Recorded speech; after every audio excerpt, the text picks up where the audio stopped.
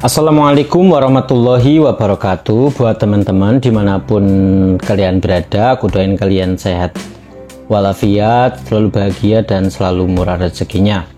Terima kasih udah selalu ikutin channel Aan, udah sampai titik ini. Terima kasih, really appreciate that. Dan terima kasih sebesar-besarnya buat yang ngasih super thanks nih, banyak, dan mohon maaf saya nggak bisa sebutin satu-satu. Saya doain semoga kalian selalu murah rezeki, selalu sehat selalu, dan jazakumullahu jazaan khairan kasiron. Dan terima kasih buat yang udah join jadi member ya, yang langganan terima kasih banyak. Buat yang baru join, welcome. Buat kalian yang mau join di langganan di channel Aan, kalian bisa klik gabung di pojok atas. Lalu nanti kalian bisa kalian akan diarahkan ke bagaimana cara gabungnya ya. Keuntungan untuk gabung di member Alam Hogana, kalian akan mendapatkan lebih awal akses ke video. Terus kedua, akan mendapatkan lebih banyak akses video di video Iwan ya. Buat kalian yang belum join, jangan berkecil hati karena saya bakal tetap update selalu setiap harinya, dan jangan lupa stay tune di channel Aan. Terima kasih, stay tune. Wassalamualaikum warahmatullahi wabarakatuh.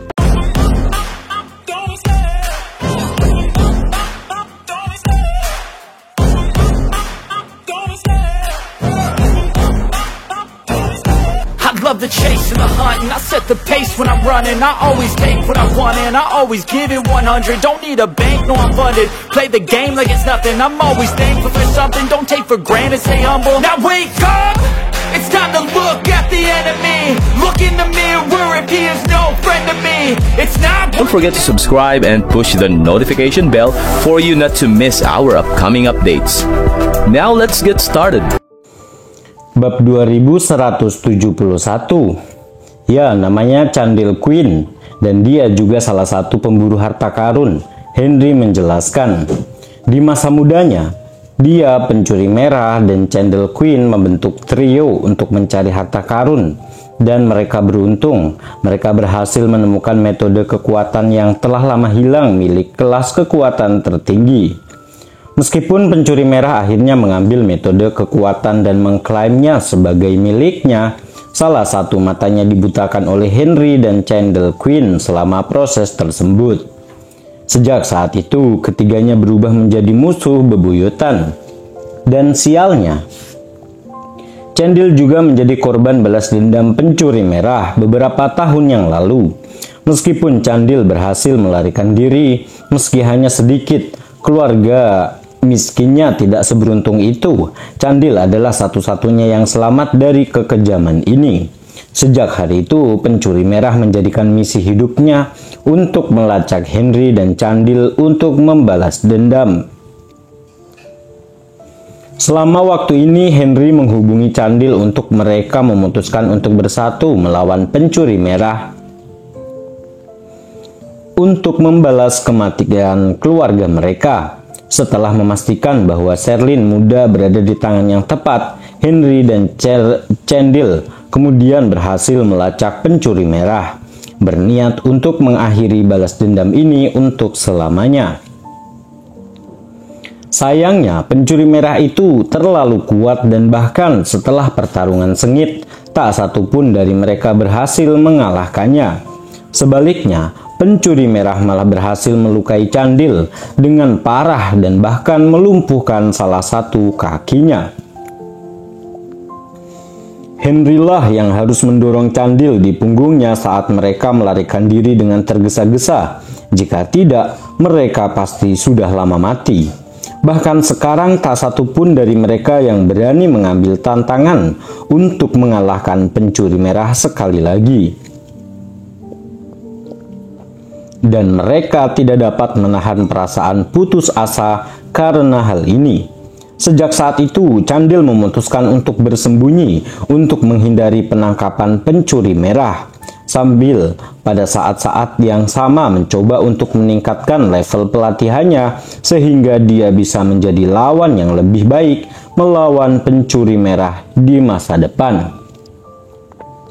Sedangkan Henry sebaliknya tidak mungkin bersembunyi bersama cucunya, sehingga dia malah memutuskan untuk mengganti nama dan identitas mereka, sering berpindah-pindah agar pencuri merah tidak bisa melacaknya. Oh, aku mengerti sekarang. Iwan tersentak sadar setelah mendengarkan cerita Henry. Tuan Gusnadi, meskipun saya belum bertemu dengan Candil selama beberapa tahun, dan karena ini saya tidak paham dengan situasinya saat ini. Dia selalu menjadi praktisi bela diri yang lebih baik dan lebih kuat daripada saya. Jika tebakan saya benar, dia mungkin akan memiliki kemampuan di tahap semi yang Muna sekarang. Atau mungkin bahkan di tahap awal yang Muna. Jika Anda bersedia mengabaikan fakta bahwa dia cacat pada satu kaki, saya dapat mengatur pertemuan dengannya untuk bergabung dengan pasukan Anda, kata Henry dengan tampilan penuh harap. Dia mengetahui keberadaan Candil dan karenanya tidak akan sulit menemukannya jika dia mau. Selain itu, jika Iwan bersedia merekrut Candil untuk bergabung dengan pasukan mereka, lalu membantu Candil mendapatkan kekuatan yang lebih besar dalam pelatihannya, Henry yakin ketiganya digabungkan akan mampu mengalahkan pencuri merah untuk selamanya. Namun karena Candil cacat pada satu kakinya, dia harus mengemukakan hal itu karena Iwan tidak ingin merekrutnya karena alasan itu.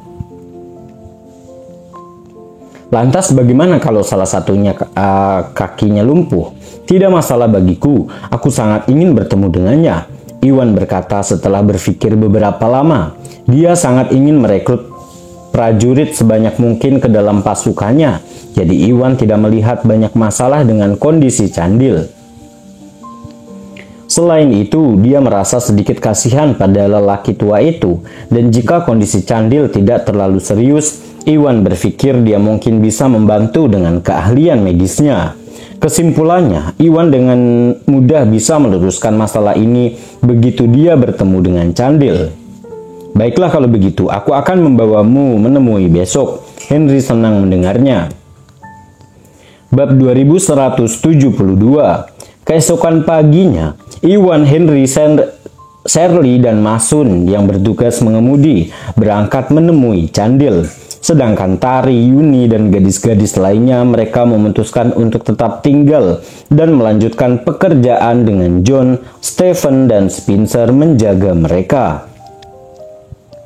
Setelah menelan pil alkimia, Stephen dan Spencer mengalami kemajuan pesat dalam pelatihan seni bela diri mereka. Dikombinasikan dengan fakta bahwa John sudah menjadi prajurit yang Muna, Iwan sama sekali tidak mengkhawatirkan keselamatan Tari, Yuni di bawah pengawasan mereka. Selain itu, pindahnya Rizka untuk tinggal bersama mereka juga memberi mereka keuntungan yang signifikan. Rizka adalah pewaris keluarga Gumlar, dan dengan kehadirannya di sana baik bos selatan maupun keluarga Hilton tidak akan berani menyerang mereka karena mengetahui konsekuensi mengacaukan keluarga Gumlar. Lagi pula, mereka tidak akan berani, tidak waras menyerang Tari, Yuni, atau yang lainnya karena takut mereka akan menyakiti Rizka selama proses tersebut dan menjadi sasaran pembalasan keluarga Gumlar. Dengan Henry memimpin, Masun mengantar mereka ke kaki bukit terpencil yang subur. Sebuah gubuk sederhana dibangun di kaki bukit dengan kebun sayur kecil yang aneh di halaman depan.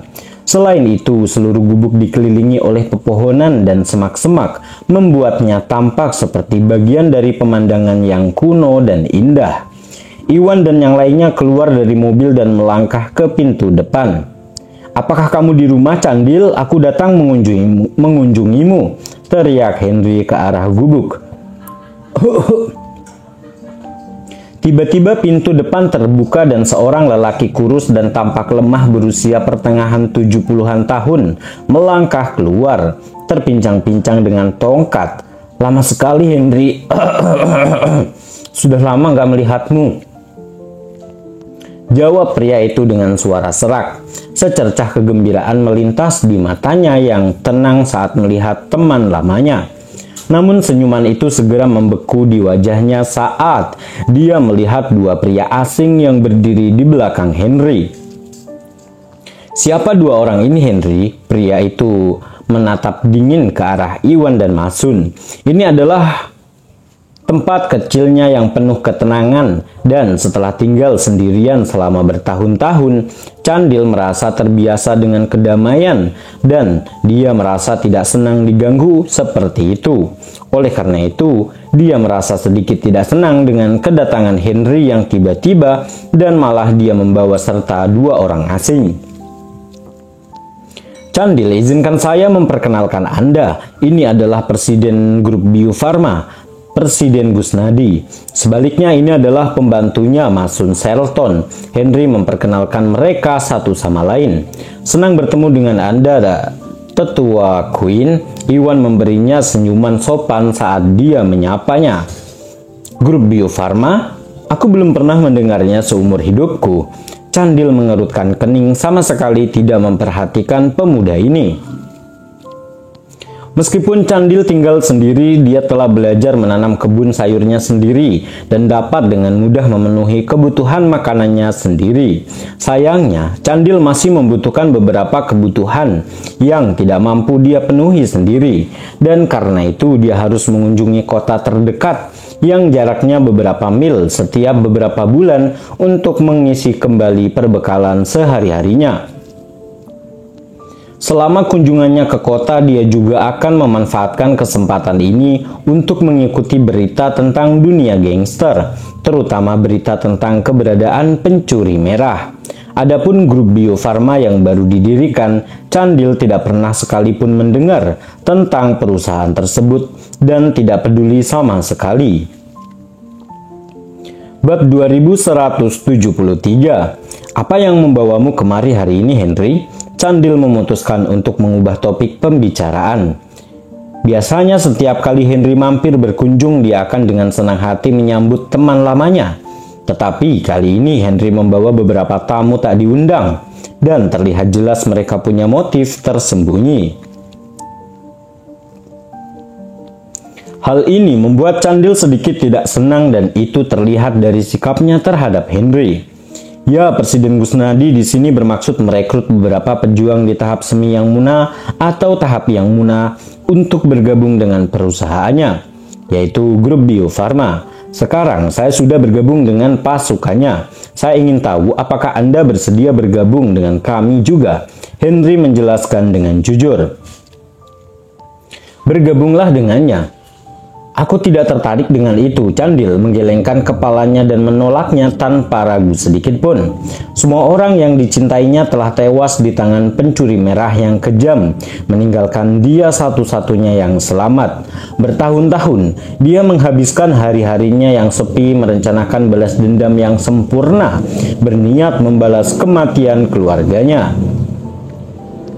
Ini adalah satu-satunya hal yang membuatnya tetap hidup, dan sekarang dia belum melakukan balas dendam yang sempurna. Dia tidak punya waktu untuk melakukan omong kosong seperti ini. Selain itu, Iwan masih muda dan sama sekali tidak terlihat seperti orang yang bisa diandalkan untuk meminta bantuan. Oleh karena itu, betapapun menariknya tawaran yang ingin diberikan Iwan, Candil tidak akan menerimanya sama sekali. Candil, meskipun Iwan masih muda, seorang diri mendirikan perusahaan yang kuat dan bakat serta potensinya tak tertandingi. Dia sama sekali tidak takut pada pencuri merah dan dia bersedia menerima kita dan memberi kita semua yang kita butuhkan. Ini adalah kesempatan sekali seumur hidup. Saat dia merasakan aura Candil, aura permusuhan, Henry dengan cepat mencoba membujuk Candil agar berubah pikiran. Tetapi bahkan sebelum dia dapat menyelesaikan kalimatnya, Candil pun memotongnya. Lantas, dia pun mengejek. Candil akrab dengan kemampuan pencuri merah dan kekejaman serta kebenciannya tak tertandingi. Candil tidak menyangka bahwa pria muda dan naif seperti Iwan tidak akan takut pada seseorang yang kejam seperti pencuri merah. Dia mungkin hanya sombong karena belum pernah menyaksikan kekejaman seperti itu dalam hidupnya sebelumnya.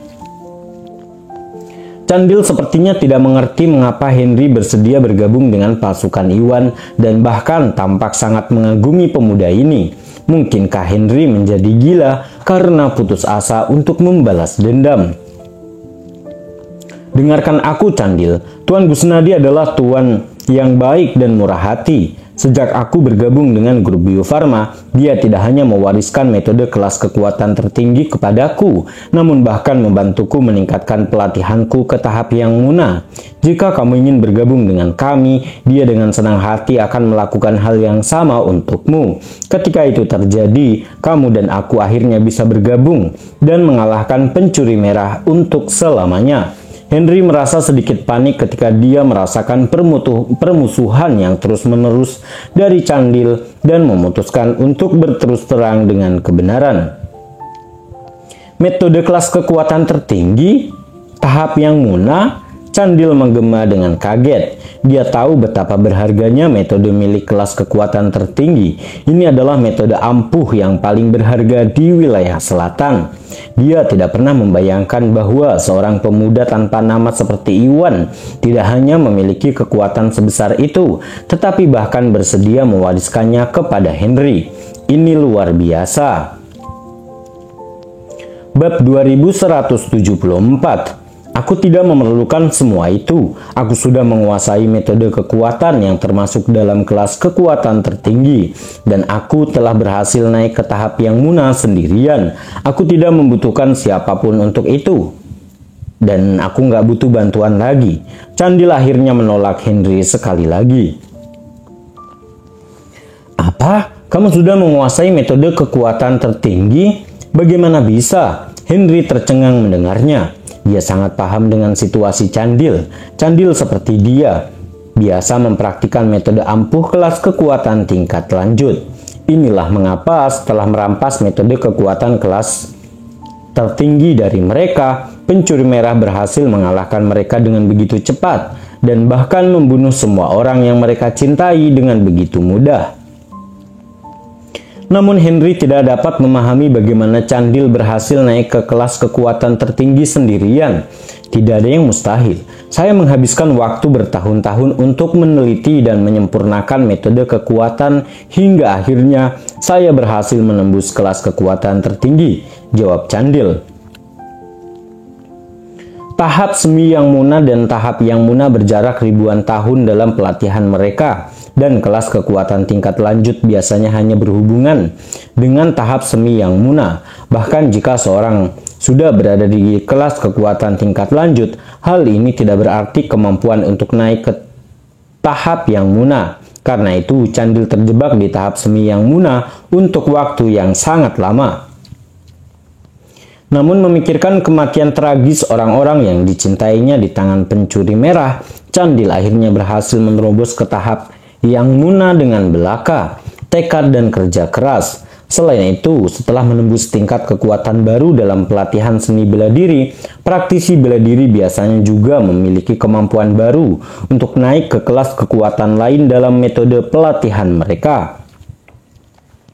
Oleh karena itu, setelah naik ke tahap yang muna, Candil segera mampu menerobos kelas kekuatan tertinggi dengan mengembangkan metode barunya yang kuat. Hal ini dapat dilakukan dengan modifikasi intensif terhadap metode kekuatan yang sudah ada sebelumnya atau bahkan dengan mengembangkan metode kekuatan baru sendiri. Karena Candil tinggal sendirian di pedesaan terpencil tanpa gangguan, Candil mampu mencurahkan seluruh waktu dan upayanya untuk menghasilkan metode kekuatan baru yang membawanya ke kelas kekuatan tertinggi.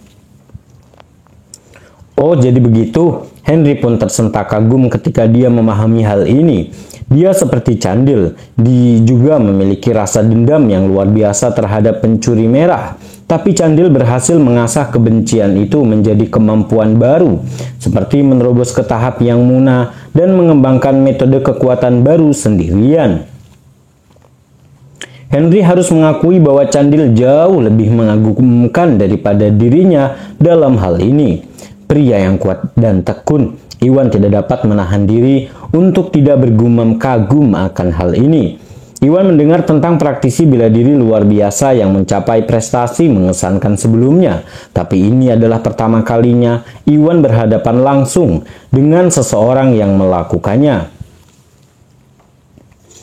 Meski salah satu kaki Candil dilumpuhkan oleh pencuri merah, dia tetap berhasil menciptakan keajaiban hanya melalui tekad dan kerja keras. Ini bukanlah sesuatu yang bisa dicapai oleh orang biasa manapun.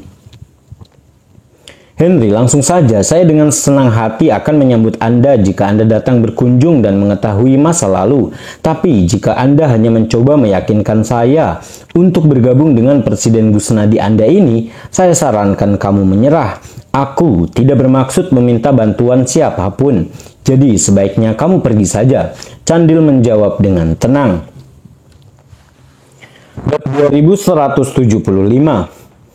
Henry tidak tahu harus berbuat apa saat melihat Candil masih enggan berubah pikiran.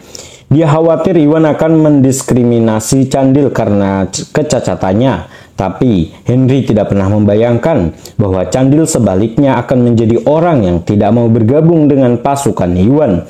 Ini melampaui impian terliarnya. Jangan terlalu sombong, Pak Tua. Presiden Gusnadi inilah pria luar biasa dengan potensi besar untuk masa depan. Dan Anda patut merasa terhormat bahwa dia bersedia menerima Anda. Masun pun angkat bicara, tidak sanggup mengganggunya lebih lama lagi. Dia sangat paham dengan kemampuan Iwan, belum lagi kemurahan hati Iwan terhadap bawahannya. Iwan tidak akan pernah ragu untuk berbagi pil alkimia yang berharga atau barang bagus apapun dengan bawahannya, yang dia yakin Candil akan mendapatkan keuntungan besar jika dia memilih untuk bergabung dengan pihak Iwan. Namun Masun tidak percaya bahwa bahkan setelah menyampaikan kebaikan kepadanya, Candil akan terus bertindak sombong dan bahkan mengancam akan mengusirnya dari rumahnya. Sebagai orang pertama yang memegang komando Iwan, Masun tidak tega melihat Iwan diperlakukan dengan tidak hormat. Kehormatan? Aku tidak membutuhkan kehormatan ini. Hanya karena kamu bersedia mengasihani orang lain bukan berarti aku harus menerimanya. Candil mencemooh hal ini.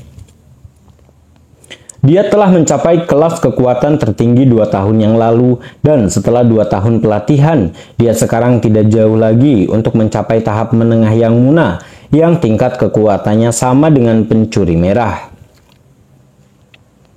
Yang ingin dilakukan Candil sekarang hanyalah melanjutkan pelatihannya sehingga dia bisa mencapai tingkat menengah yang muna sesegera mungkin dan melampaui pencuri merah.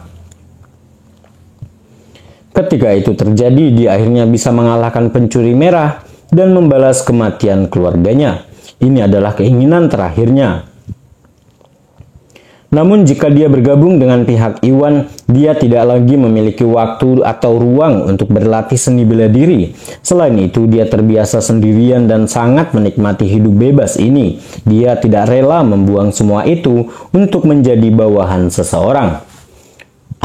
Masun sangat marah mendengar nada menghina dalam nada suara Candil. Saat dia hendak melontarkan beberapa hinaan, namun Iwan menghentikannya. Jangan kasar, Masun. Oke. Melihat Iwan menurunkan kakinya, Masun tidak berani berkata apa-apa lagi. Sebaliknya dia menelan harga diri dan amarahnya sebaik mungkin dan tetap diam. Tuan Gusnadi, Candil selalu menjadi orang yang belak-belakan dan dia tidak bermaksud menyinggung perasaan Anda. Tolong jangan menyalahkan dia, kata Henry agak tergesa-gesa. Dia masih berharap Candil akan berubah pikiran dan bergabung dengan pasukan Iwan sehingga mereka bisa menjatuhkan pencuri merah bersama-sama.